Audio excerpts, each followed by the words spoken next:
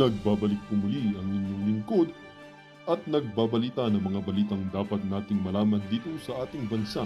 Ito ang Balitang Pambansa. Atin ngang matutunghayan sa channel na ito kung ano ang nangyayari sa loob ng ating gobyerno at syempre tumutulong na rin sa ating mga mamamayan na malaman ang katotohanan dahil mayroon tayong karapatan na malaman ang tunay na nangyayari sa ating bansa. Ngunit bago natin panoorin ang balita, huwag niyo pong kakalimutan na mag-subscribe sa ating channel at pindutin ang notification bell para lagi kang maging updated sa ating mga bagong videos na ina-upload araw-araw. At sa ating mga solid viewers naman dyan ay maraming salamat naman po sa walang sawang pagsuporta. At syempre, huwag din pong kakalimutan mag-iwan ng like at i-share ang ating mga videos. At kung mayroon ka naman pang opinion, ang ating comment section ay bukas para sa inyong mga hinaing. Ito na nga mga kaibigan, ating panoorin ang buong video. Salamat po muli and God bless!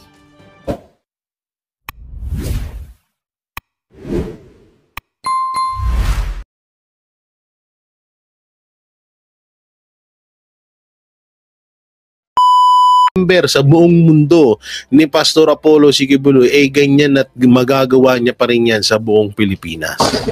So alam naman na natin at dito nga medyo ito na naman sila, may panibagong pakulo na naman sila mapatungkol nga ho dito kay Pastor. Grabing uso yan Tinalo mo si uso namin ni Banat Baya. Dito nga po daw ay ito Apollo Kibuloy pinagpapaliwanag kaugnay ng kanyang video message. Anak ng teteng, pati ba naman yung video message na yan, ginawan nyo ng, ay nako po. Kakaiba talaga batas dito sa Pilipinas. At ayun din po pala kasi may isa pa rin pong isang rapper. Nung nakaraan, bumili pa naman ako ng jacket dun. May isang rapper po na nagreklamo na ginamit nga daw yung kanyang music sa isang kampanya. Walang iba nga po daw ay yung KOJC.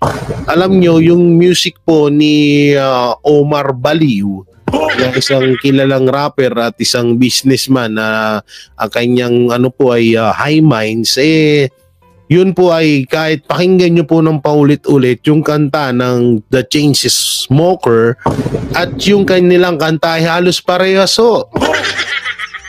Ang masama ho dito, hindi na nga sila yung original na yung music background or yung beat nun, kinopya lang ho din nila doon sa mga Amerikano na kanta, sila pa yung ganang magreklamo.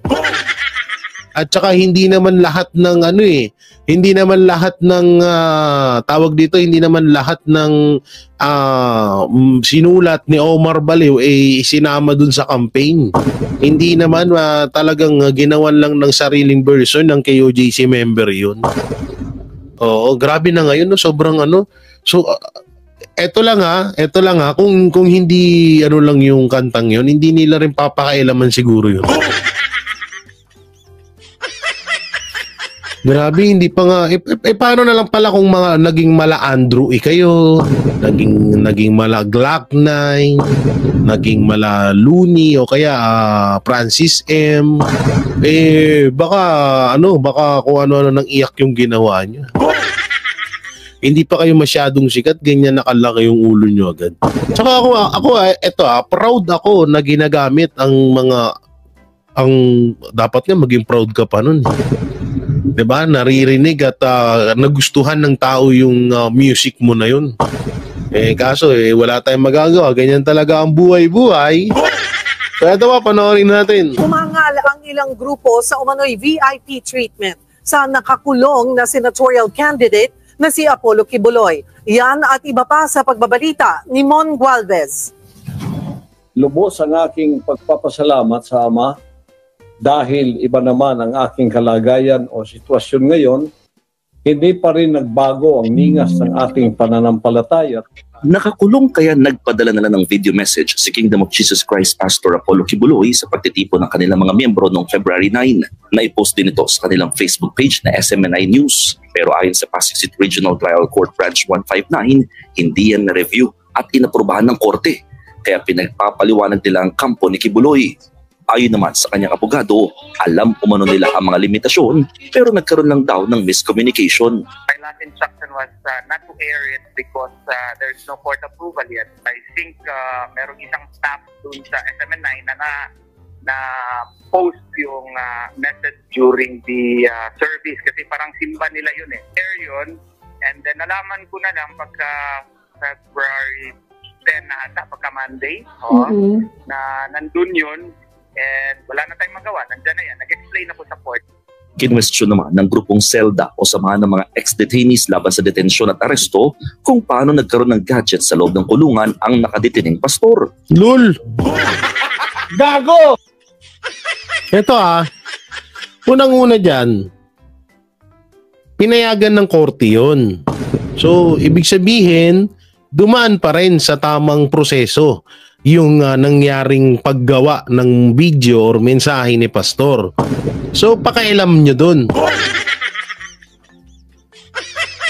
Tsaka hindi yun special, may special treatment kung binibigyan ng special treatment etong si pastor, di sana hindi na hospital yun. Mga tanga. Kaya nga na hospital yun, nung unang-una, tinanggalan nyo na exercise yung tao, tinanggalan nyo ng kanyang routine na ginagawa araw-araw. O, di ba? Kung may special treatment si pastor, di sana hindi na hospital yun. Saka itong video na to, unang-una, yung iba rin na mga nakakulong, nagawa din yan. Di ba dati kay Dilima, pagkakaalam ko lang correct me if I'm wrong. Wow, English yun Kung parang naalala ko kasi si Dilima dati nung nakakulong meron din ganyan nung tumatakbong senador. Hindi ko lang masyadong tanda pero yun ang naalala ko. Tsaka ito yung gadget na at kung pinayagan naman ng korte, anong problema doon? Wala naman nung problema doon Ito, malamang itsura pa lang nito, itsura pa lang nitong nagsasalita na to na itong lalaki na to, si Danilo, Zelda Vice, chairperson, alam na this. Baka nga ito, nagsashabu pa to Malinaw raw itong VIP treatment. Pero sabi ng kampo ni Pastor Kibuloy, may permiso na raw ng korte ng kanilang ipalabas sa mga video message sa kanyang proclamation rally ng February 11 at sa February 13 PDP Laban Proclamation Rally. O yun naman, di ba? Ang liwanag. Bago nila ilabas yung video, may permission at pinayagan naman ng korte. So anong problema dun? Kagaya kayo ng Congress, ganon. Mas kailangan paniwalaan ng Congress kaysa sa COA. Kailangan paniwalaan ng Congress kaysa sa Supreme Court, ganun ba? Gago!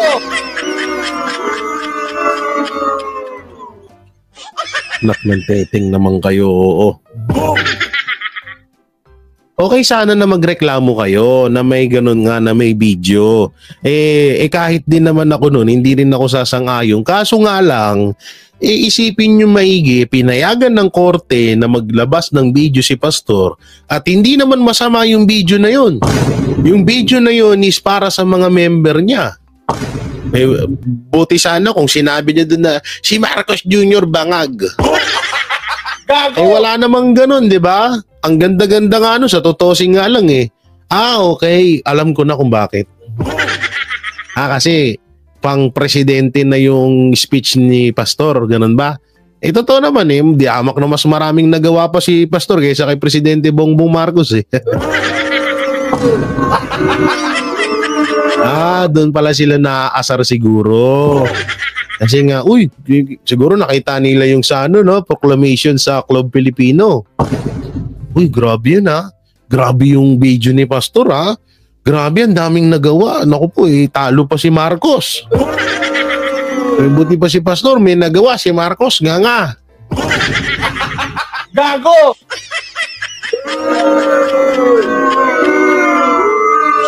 Ito yung sinasabi na sumusunod naman sa batas. So sumunod naman sila sa batas, hindi naman sila. Buti sana kung inilabas yung video na hindi pumayag yung korte. Kaso utos ng korte, nagpaalam sila, pinayagan sila. So anong problema ho doon? Walang problema doon. Ang problema nyo lang, yung mga utak nyo, mga hayop kayo. Gago! Yan ang problema nyo, mga hayop kasi kayo. Utak nyo, puno ng pera. Natapalang kayo ng pera, yan na, nagkukumahog na kayo siraan si pastor.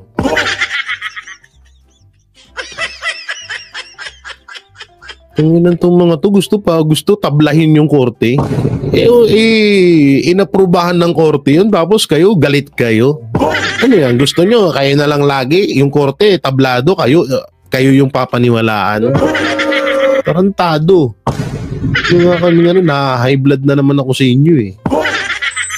Pumalag naman ng COMELEC sa tila pagre-red tag daw sa kanila ng isang hindi pinangalanang ahensya ng pamahalaan. Kasunod ito ng inilabas nilang resolusyon kontra diskriminasyon.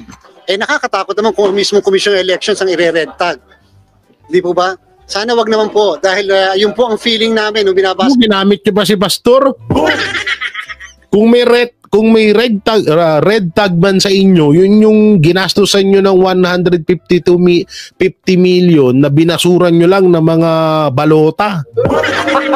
Gago! Isa din to kunwari kay pastor daw Ang pagkakaalam ko yung nagre-red tag sa inyo is about yun sa 150 million na ibabasuran nyo na balota. Ang tanong, ibabasuran nyo ba talaga? Yun yung pinakatanong doon. Kasi hanggang ngayon, malapit na eleksyon, yung balota, hindi nyo pa na ipapakita sa amin kung nasunog nyo ba. At hindi rin namin 100% na sure kung susunugin nyo ba. Gago! Diba? Kaya wag nyo, ito naman si Garcia, masyado mo naman, inantay mo pa talaga tong about kay pastor para dito mo ma-deliver yung ganyang salita mo. Ang kaya nga pinapanawagan sa'yo ng taong bayan, asan na yung balota na ginastusan ng 150 million? Diba? Na dapat nakikita namin yun na sinunog nyo nga yun. Kasi nga, 'di ba, sabi ko nga nung nakarang araw na naginip ako na yung balota na yan, yung ilang milyon ata yan, ilang milyon na balota na yan, parang gagamitin sa pangdaraya. Oo, panaginip lang naman yun. Gago! Panaginip lang naman yun. So, baka lang baka. Hanggang ngayon kasi nag-aantay kami kung anong update dun sa balota na yun. Hanggang ngayon wala ho kayong sinasagot. Wala kayong ipinapakita. Nauna ka pa nga magkomento about dito kay pastor, hayop ka. Gago! Ay, sorry nga pala, pumilik nga pala. O baka ako kasi tatakbo ako bandang uli. Baka takbo din akong presidente ng Pilipinas Oo, matakbo din ako, pangpupugutan ko ng ulo yung mga kurap ako mismo yung kung halimbawa maging presidente ako mismo papatay sa kanila. Oo, papakita ko sa taong bayan na kapag kurap ka, pugot ulo ka, ganun.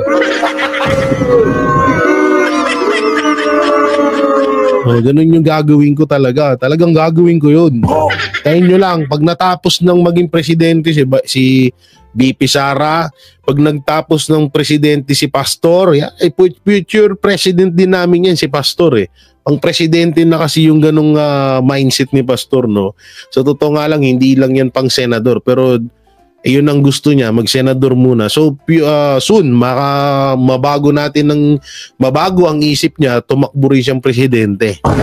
So hindi naman magkakasabay ang Duterte na yan, no? So pwede, hindi natin alam ang panahon, mahaba pang panahon, no? So, pero eto si Garcia, bago ka sana magsalita dyan, sinagot mo muna sana yung issue nyo about sa balota. Kasi totoosin nga dapat, isa rin sa questionin sa inyo, yung biruin nyo, nagtapon kayo ng 150 million pesos. Saan ba naman kayo nakakita ng ganun?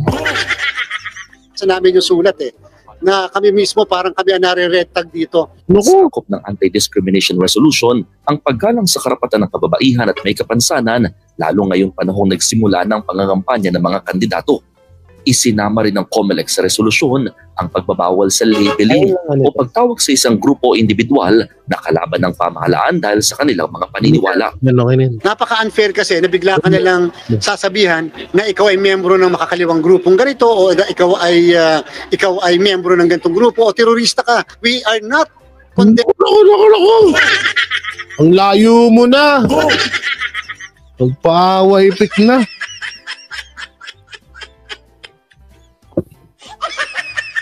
Anong ito isipin nyo maigi. Isa si Pastor Apollo Kibuloy sa pumuksa sa mga makakaliwa. Tapos sasabihin sa'yo isa sa mga NPA, walang katotohanan niya. Pinagsasabing ganyan. Condemning the action of other agencies of government. What we are saying is, we are condemning the sampahan mo ng kaso. Problema ba yun? Act per se. Because that is wrong. Because that is illegal. Ituturing na election offense ang mapatunayang lalabag sa resolusyon. May parusa itong pagkakakulong ng hanggang 6 na taon at posibleng ma-disqualify pa ang marereklamong kandidato. Ako, Simon Gualvez, para sa 1PH. Ano pala to, no? Kaugnay ng akusasyon ng VIP treatment sa Kingdom of Jesus Christ leader at senatorial candidate na si Pastor Apollo Kibuloy, magkakausap natin si Bureau of Jail Management and Penology spokesperson, Jail Superintendent. Ito, sa mga haters ni Pastor dyan, to sampal nyo sa mukha nyo, mga putangin na nyo. Bago! Pakinggan nyo to maigi. Ito. J. Rex Bustinera. Magandang tanghali po sa inyo, sir. Magandang tanghali po, Ma'am Cheryl. Sir, 2 beses nakapaglabas po ng video message si Apollo Kibuloy. Una nga po dito sa mga miyembro ng KOJC noong February 9 at isa sa PDP Labang Proclamation Rally noong February 11. Dahil po nga dito ay kine-question ng grupong Selda paano nagkaroon ng gadgets sa Selda at na-videohan po si Kibuloy. Sana droga nga, merong droga sa Selda Cellphone pa kaya? Kalokohan nyo, tigilan nyo kami sa mga ganyan nyo. O natatandaan nyo ba yung nabalita dati na merong club pa dun sa loob ng Selda? May mga computer, may beer house, may mga aircon. Yun ang talagang reklamo nyo pag may mga ganun. Diba? Ayun nga Diba? Ano nangyari? Hanggang ngayon, meron pa rin ng ganyan. So ano naman, takina nakakulong na yung tao. Nakakulong si Pastor Apollo Kibuloy sa hindi niya naman ginawang kasalanan. So yun, dapat maging kontento na kayo dun Ngayon, kung may cellphone, ano naman? Ba't makakatakas ba siya? O baka takot lang talaga kayong manalo yung tao?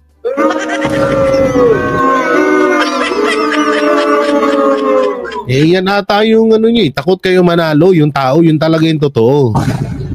Hindi, bakit? Pag may cellphone, papasok ba dun si Pastor? Tapos makakawala na? Hindi naman Haloko, tuloy natin. Po ang explanation dito. Ang matatandaan po natin, Miss Cheryl, na siya po ay na-ospital. Nasa labas po ng ospital, sa may hospital po yun na-record yung video na yun. At ito po ay may permission ng court during that time. Ito pong court order na ito lumabas ng February 7. At that time, nasa hospital nga po siya. At dahil nga po pinayagan na rin ho namin na mag-record siya doon ng kanyang pre-recorded messages, provided na ito po ay ipapalabas lamang sa February 9, 11, and 13. Ayan liwanag. Ang liwanag nung sinabi ni J. Rex Bustinera, spokesperson ng BJAMP. Ang liwanag nun, tsaka ito pa. Baka sabihin na naman ng ibang haters yan. Gumawa ng paraan para mo hospital. Ulul. Walang ganun, tanga. Yung katangahan yung pinag-uutak mo. Tanggalin mo yung utak mo, isangag mo. Gago! Walang ganun. Gagawa ng paraan para mo hospital. Diba, nung nakaraan, hospital si Pastor sa sakit na, sakit yun, yung sa, TB ata ho yun, no? Nagkaroon siya ng, parang yung, sa ubo ata, basta yun na yun, no? Anong ano na yun? Una-una may doktor, may may may medical certificate naman. Diba? May resulta naman na totoo nga yung sakit. O anong kinukuda mong hayop ka? Gago! Tigilan nyo nga kami. Ang matatandaan po natin, Miss Cheryl, na siya po ay na-ospital. Nasa labas po ng ospital, sa may hospital po yun na-record yung video na yun. At ito po ay may permission ng court during that time. Ito pong court order na ito lumabas ng February 7. At that time, nasa hospital nga po siya. At dahil nga po pinayagan na rin ho namin na mag-record siya doon ng kanyang pre-recorded messages, provided na ito po ay ipapalabas lamang sa February 9, 11, and 13. Yun din po yung malinaw sa kautusan ng korte. At ito nga pong lumabas ngayon recently ay wala po nga ba itong pahintulot. Okay. Klaruhin lamang po natin. February 11 kasi pinayagan po siyang magpa-ospital. Before pa po, nasa ospital na po siya. Bumalik lang po siya sa Pasig City Jail nitong February 12. February 12. Okay po. Tapos, sabi niyo ho ay minabuting payagan na po siyang mag-record ng video? Pre-recorded Opo, ng... pinayagan po siya. Go ahead po. Sorry. Opo, pinayagan po siya ng korte na through court order na mag-record ng videos noong February 7, 2025. Doon din po ito na-record sa loob ng ospital at wala po tayong recording device sa loob ng city jail natin. No, boom! So, ibig sabihin, gustong palabasin ng mga, ano ba yung nagreklamo ng hype na yun? Yung mukhang adik kanina. Yung mukhang isang bulati na lang pipirma, tapos na. Oo, gusto nilang palabasin na may mga gadget sa loob ng kulungan. Anak ng teteng naman, oo. Yan ang mahirap pag hindi mo na inaalam ang tunay na pangyayari bago kumuda. Gago! Sabay pa dun sa sound effects, 'di ba? Hindi naman pala doon nangyari sa labas o doon sa ospital. So, anong problema? Anong problema na walang problema doon? Ang problema, alam nyo, yung mga bawal, halimbawa, yung isang personalidad na nakakulong na ospital. So, nasa panig nung nakakulong na yun, kung anong plano nila, kung sila ang dapat magbawal na, halimbawa, may pumasok na media. Halimbawa, na hospital yan, gato niya, ni Pastor, na hospital siya. So, may gustong media na pumasok para kunan si Pastor. So, nasa decision ng kampo ni Pastor yun, kung papayagan o hindi. Pero yung tipong parang i-declare na hindi pwede mag-cellphone. Tsaka ito, ulit-ulit nga sinasabi, pinayagan ng korte. So kung pinayagan ng korte, wala na tayong dapat pagdiskusyonan dun. At least hindi sa loob ng kulungang ginanap. Okay. So all videos na lalabas o lumabas din nung February 9, February 11, and for February 13 ay ni-record po sa ospital noong February 7. Yes, ma'am. Correct po. Tsaka pagkakaalam ko yung isang record doon parehas yun hindi. Tsaka ito tignan nyo yung damit ni Pastor, isa lang. So ibig sabihin isang araw nga lang talaga ginawa. At ito po ay kaya nyo po pinayagan mag-record siya noong February 7 ay pinahintulutan po ito ng korte. Tama po. Yung pahintulot po ng korte na yun ay specific nga po para doon ipapalabas sa February 9, 11, and 13. Pero ang sinasabi po, yung video message ni Pastor Kibuloy sa proclamation rally, napaalam sa korte. Pero yun daw pong February 9 video message ay hindi. Pero sabi nyo po ay meron ho kayong pinanghahawakan na pinayagan siya ng korte na mag-pre-record. Ito na lang napaka-basic na lang Kung pinayagan yung isang video, wala nang question para payagan pa yung isang video. Halimbawa, pinayagan yung isang video, so kailangan questionin pa yung isang video. Kung yung isang video nga, sa proclamation, pinayagan No? Kaysa dun sa sinabi ni Pastor sa mga member ng KOJC. Ito ba naman tong mga to? Kailangan pang ano? Kailangan pang tawag dito, kailangan pang questioning yung mga ganyan.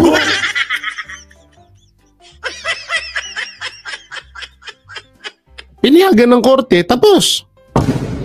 O bakit walang nakalagay na yung isang video pinayagan? Wala naman din nakalagay doon na hindi pinayagan. Bakit? Hindi ba pinayagan ng korte yung isang video? Walang nakalagay. So wala ding nakalagay na pinayagan. So walang dapat pag-usapan. Ganun lang kadali yun. Ganun lang, napaka-basic lang na usapin yan. Ng message for February 9, 11, and 13 noong February 7. Tama po, may hawak po kaming dokumento at ang regulation po kasi dito ay kailangan po hong ipakita sa korte for their approval at I believe hindi po nagawa nung kampo po nila yon na maipaalam sa court muna or for clearing yung video. Yung video itself, but the recording is very clear na pinayagan po ng korte. Okay, that's clear po. So ano nyo rin po yung... Hindi, wait lang. Ang pagkakaalam ko dyan, ni-review lahat ng video na yan, ni-review ng korte. So ngayon, nung ni-review yan, kaya yung pinayagan na ilabas. No, yun yung totoo dyan. Ba't parang lumalabas ata dito biglang kumambyo?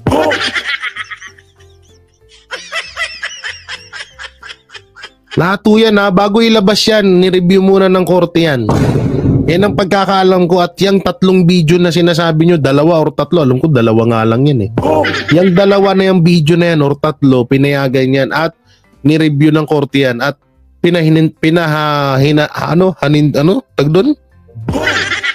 pinayagan sila ng korte. So wala na tayong dapat i-question ng korte ang nagdesisyon.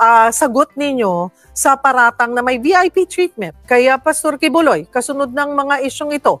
So kung nakakita may VIP na hospital ngayon tao. Inuulit po namin, we emphasize na wala hong VIP treatment. Pantay-pantay ho ang pagtrato namin kahit kanino. At ito pong mga nangyari nga pong ito, of course, we do not move unless may court order. Even ang kanyang pagka-hospital at pagbalik sa hospital at pag-record ng video. Ganon din po sa lahat ng mga nakakulong sa amin, ma'am. So, klaro po yan. Kinaklaro nyo po, Superintendent, na wala pong nalabag, na wala pong nagawang pagkakamali ang kampo ni Kibuloy at ng BJMP po. Sa party po ng BJMP, sumunod lang ho kami sa order na pwedeng mag-record ng video noong February 7. Ito naman nung pagpapalabas nila na walang pahintulot ng korte, talaga kung sa side na ho nila yon yung pagpapaliwanag nun sa korte. Oo, tama naman. Tama naman doon ito maging patas tayo dito. Tama naman yung sinasabi nito ni BJMP, extended ba? Basta yun, yung pulis na itong pulis na to, no? Tama naman yung sinabi niya, una-una, hindi naman nangyari doon sa loob ng presinto yung video na yun. So nasa parte na nga naman ng kampo ni Pastor yun. Tama naman doon, wala namang masama doon sa sinabi niya. Pero kung iisipin mo lang, yung isang video pinayagan eh. So malamang talagang pinayagan na lahat yun na, at wala namang nakalagay doon na bawal ilabas yung video na yun. At wala ding nakalagay na pwede. So common sense na lang. Right. Meron po ba sila mga advance request pa na sinasabi, baka po meron ulit na humingi po sila ng permit para mag-record ulit ng video? Sa ngayon po, wala pa naman po kaming natatanggap na request o kahit anong panibagong court order. Hanggat po walang court order, pinagbabawalan ho namin yan. Tama, yun. Kaya ang linaw-linaw ho niyan, no? So, ibig sabihin, dumaan sa court, binigyan ng court order ang BJMP, kaya nila pinayagan. So, sa madaling salita, walang nilabag, walang VIP treatment na nangyayari doon sa loob. Tsaka ito alam nyo, bali-balita ako nga kasi hindi ko pa nakikita talaga, kahit hindi ko pa nakikita to si Pastor. Yung selda sobrang bantot, sobrang init. Alam naman na natin siguro walang walang singawan yung kasi may kamag-anak ko ako diyan na nandiyan sa kung sa dyan sa pinagkukulungan ni Pastor. Pero siya rin, parang hindi niya pa ata nakikita si Pastor. No? So parang siya ang pinaka hinihigpitan doon sa kulungan na yun. No, ayun ang bali-balita ko, siya yung parang nakatutok sa kanya lahat ng mga kapulisan doon na parang limitado talaga yung kilos ni Pastor. Sa madaling salita, walang VIP treatment at hirap din si Pastor doon sa kalagayan niya doon sa kulungan. At yun ang nababalitaan ko. Ayun doon sa napagtatanungan natin. Ngayon, may mga nabasa kasi ako nung nakaraan sa Facebook na kesyo na dinaan daw sa pera, kesyo bilyonaryo daw kaya daw may VIP treatment. Alam nyo, mga hayop kayo. Kung wala naman kayo masabang magandang gagawin, mantahimik nyo mga bunganga nyo. Putangin na nyo, baka wala kayong pangsaing sa bahay nyo kung ano-ano yung chismis may nag-aatupag nyo. Gago! Kontado, may nakasagutan ako nung post sa isa post ng TV5 bata o ABS-CBN. May nakipagsagutan ako dun sa isang netizen na yan yung komento. No? So sabi ko, bakit? Alam mo na ba ang totoo? Sabi ko, ang pagkakaalam ko, pinayagan ng korte yan. So anong problema mong hayop ka? Biglang sumagot. Ang problema niya daw, bakit daw yung ibang mga preso hindi daw nakakaranas ng ganito. Sabi ko, kasalanan nila yun, tanga. Gago! Bakit ayaw nilang mag-request sa korte para pagbigyan din sila? Ang tanong, tumatakbo bang senator yung mga preso na yun? May isa bang leader yun sa isang samahan na para magbigay ng video or pahayag? O ganun yun No, magbigay kayo ng abiso sa korte. Pag pinayagan kayo, di mangyayari din sa inyo to. Napaka-basic, napakadaling lang yan, hindi yan walang pera-pera diyan pag ano ka ba? Kung gano'n naman pala na may ito na lang, pinaka maiging katwiran diyan. Kung kayang bayaran ni Pastor yung di sana laya na yan. Hindi sana nakalabas na yan, tanga. Bilyonaryo, di ba sabi nyo? Di sana nakalaya na yan. Anak ng teteng to. Sasabihin dun pa sa comment ka. Ang hirap dito sa mga hype na to, hindi nila iniisip yung mga profile pic nila, nandun pa yung mga anak nila. Ang tatandaan nyo na, puro paninirang puri pa sa tao yung ginagawa nyo. Hindi nyo nga alam kung totoo ba yung binibintang kay Pastor o hindi. Samantalang, papunta na tayo dito. Eto na yung yan Samantalang, dito na tayo kay Ben-Hur. Ben-Hur Abalos, sinagot ang issue kina Diana Subiri, Alice Go at Pastor. Mali pa yung spell Gago! Buloy. Ito, panoorin natin Tingnan natin kung paano magdrama tong putang inang to. Gago! Sorry. Gigigil ako dito alam mo, isa sa pinanggigigilan ko na tao, yung plastic, yung mapagpanggap. Yung plastic mapagpanggap, isa lang pala yun. Yung mga taong kahit alam mo nang sinungaling sila, magsisinungaling at magsisinungaling pa rin. So, eto yung kay Ben-Hur. Sa panoorin natin.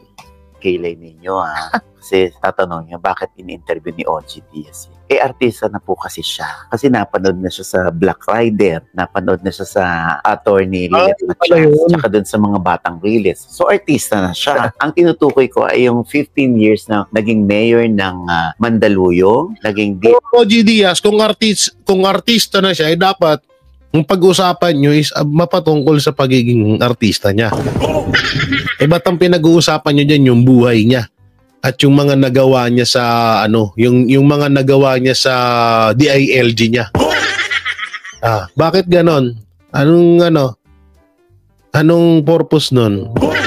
Mga ngatwirang ka pang bayot ka, isa ka din DILG secretary at naging congressman, si Mayor Ben-Hur Abalos. Salamat. Ay, Mayor, ang haba ng pagpapakilala ko sa inyo kasi nag-artista pa kayo. Ikaw naman, ano lang yun, dadaanan lang. Ang ganda ng bahay ni Abalos, May, eto na ba yung ano, yung doon sa Sage? Yes. Oo. O bakit kung kailan tayo nagkaedad, mayor, doon kayo nag-artista? Hindi, kasi nagsimula yan yung nagkaroon tayo ng programa sa anti-drug Na, puta na, lalayo na. sa bida. So at that time, may advocacy tayo against drugs. So yung Black Rider, mga Kuya Day, LG Secretary. So yun ang tinitingnan yun, yung mga krimen, etc.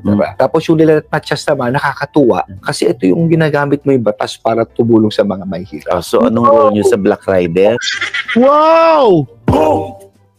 Talagang dialogue ni Abalos, pang-pangalang no? Gamit na gamit yung may hirap Adi ay LG Secretary. Tama. Sa pool, di ba? Okay. Sa Lilet Matias naman, bilang abogado, bilang PAW lawyer, ginaguide ko si Attorney Lilet sa mga paglalaban sa mga inaapi. Tapos ito naman Batang Riles, nakakatuwa. Maganda po ito dahil ito yung mga batang pinagbabago mo ng buhay. So ako ay parang secretary na rin po ako rito ng LG at ginaguide ko po yung so no ako'y sa forward natin forward doon mismo kay sa ano doko script, lalo di ba? na yung mga legal. Hindi ka pwedeng papasok basta-basta. Dapat At kayo ay mamamahinga muna sa politika o tuloy pa rin ang politika? well, ito'y dumaan lang sa buhay natin. Pero when I was 15, unlock the room. After 2 family mo, yung closeness. tao mag-oopo at mag-ooho. Ang subject, forward natin doon sa mismong sa mismong 5 kaso. Isang kaso 10 pages. So, so ito. Dapat i-practice mo maigi yun. So, nung araw na yun, ito pala. Wait lang.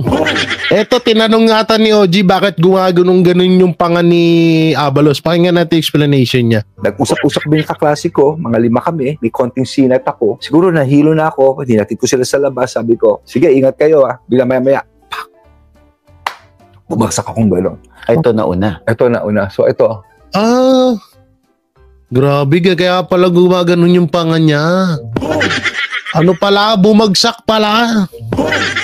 Lumabas yung baba ko rito. Ito yung ngipin ko dito. Tapos tinakpan na itong gano'n. Hindi ako makasalita. So, na-damage ito. Yung aking ngipin, gumagano, iba nadurog na. So, implant na yan, OG. So, they really have to fix this one. At yun, magmula noon, medyo, kuminsan nag-involuntary muscle na ito. Pero, okay lang yan. Nasanay na ako sa ganyan. At least, malinaw ka pa rin magsalita. Tsaka, oo, nakakuha. Kasi dapat i-practice mo Pwede, may gano'n. Dapat i-practice mo maigi yun. So, nung na-disgrasya ka noon, parang feeling mo ba? Grabe na, disgrasya pala daw siya. Kaya pala siya gumaganon. So, ano yung kay Marcos? Gago! Ano naman yung kay Marcos? Anong katwiran kaya ni Marcos? Natetano siya sa toothpaste? Gago! Ganun ba? Natetano ba si Marcos sa toothpaste? Baka siguro nagsipilyo siya tapos namaga yung bunganga niya kaya namaga yung panga niya. Ganun ba? Gago! Nakakatetano pala ang toothpaste. Oh my God. Noon, ako may date ako. May date ako ng misis ko Diretso ako na Cavite City. Uuwi ako. Mami ko, hindi pa kami nakikita. Forward natin kay Pastor Hindi ako ng permit. Ako, sige, pwede. So, nag-pisan. Matinding bash or batikos na natanggap mula. Nako, lahat ng klaseng isipin nyo na. Dinumura ba kayo ng mga kasi tao? ididimanda mo, masama ka. Papatawarin mo, masama ka pa rin. May mga komento pang hindi magagandang pakinggan. So, sabi ko nga, ano ba? Didemanda mo, masama ka, papatawarin mo, masama ka. Nangyari ito, nananahimik ako sa opisina ko, nangyari itong insidente, ginawa mo na aksyon, tapos bandang huli, katakot-takot, dumaan pa kami sa I think nagkaroon kami ng debate ko doon. Pero again, I've never met Diana, but maganda yung karir mo ngayon. Nakakatuwa. Parang meron yatang one time ang nakalagay syempre ang slogan mo kalaban ng kriminal. Tapos naging kalaban at kriminal. Parang ikaw tuloy ang tinutukoy na kalaban. Totoo yun. Kalaban at kriminal talaga. At the same time, kriminal. So, paano mo tinake yun yung... Well, alam mo, OG, ang mga tao talaga, dami kong pinagdaanan, alam ko, tinitayuan ko. Ayoko makapakinggan yung explanation niya kasi alam ko kasi nungalingan naman yun Hinahanap ko lang yung kay Pastor. Makorek naman ito at malaman ng mga taong hindi naman talaga ganon. So, talagang kung bababuyin ka eh. Pero huwag kayong padala. Alam mo, sa totoo lang, ang dami ngayon cyberbullying nangyayari. Lalo na yung mga batang nakikinig, huwag kayong papadala niyan. Meron kaming hotline dyan sa mga bumbero. Ay, parang ako sobra naman yun. Okay, nausap pa namin mga So, ang ginawa G, tsaka yung isa pa, Gobernador Dito tayo. sa batas, dapat Gobernador hanggang mayor. So, nasa iyong poder na patupad ang dapat gawin. Si Pastor Kibuloy, hindi ko po siya kakilala. Ang importante lang, meron siyang Hindi mo pala kakilala, ba't ka nang husga agad? Kung babalikan natin yung mga yung mga tawag dito, yung mga interview mo, talagang para kang judge nun Hindi mo pala kilala, hinusgahan mo agad. warrant of arrest na i-issue ng korte. At may warrant of arrest pero wala kayong search warrant. Yan ang mahirap sa'yo. Yan, nasusunog ka na naman tuloy Nasusunog ka tuloy Meron ngang warrant of arrest sa Pasig. Wala sa Davao. At hindi search warrant. Ang ginawa nyo doon, search warrant, tapos nag-stay kayo ng halos 20 days doon, tapos binabaan na kayo ng korte na magsilayasan kayo doon, ayaw nyo pa rin umalis. So ano yun? Anong klase? Sasabihin mo, ay hindi ko na problema kay Tory na yun. Gago! Ang ina ka, sinungaling pa more. Sa batas, dapat kung may warrant ka, arestuhin ka. Warrant yan So, oo nga, may warrant nga. Bakit nyo sinearch warrant? Gago! Bakit nyo dinama yung mga member ng KOJC kung may warrant of arrest si Pastor? Tanga ka ba? Yun lang po ang sa akin. Ginawa ng pulis, hinanap siya, tumulong ako, nakita namin, nandun siya sa compound. Sabi mo dati wala kang kilalaman. Gago! Sabi mo wala kang kinalaman. Tapos ngayon tumulong ka pala. Yan ang sinasabi ko pag ano na talaga. Yan ang sinasabi ko pag sukol na. Hirap sa inyo Ilang buwan itong intelligence report na ito, itong operation na ito. Noong una, hindi kami naging successful. Pangalawa, ilang araw kami nandun. Pero nakita ng mga tao, nahuli namin. Ilang araw kaming nandun. I-edit ko nga to. Kukunin ko itong video na to. I-upload ko to. Inamin na, ilang araw daw silang andun. So kanina sinabi mo merong warrant of arrest kay Pastor. So kung kayo ay ilang araw doon sa KOJC, kung warrant of arrest ang dala nyo, di nilabag nyo yung batas. Lumabag kayo sa batas, di yun ang totoo. Sabi mo, eto, liwaliwanag ng video, Si Pastor Apollo, dahil nga may warrant of arrest siya. Importante, nagawa namin ang trabaho namin. Trabahong inisip mo, hindi mawawalang mga bot. Wala na akong pakialam dyan. Kasi mas masama naman na yung trabaho mo. Walang mga boto? Hindi pa naman siya tumatakbo nun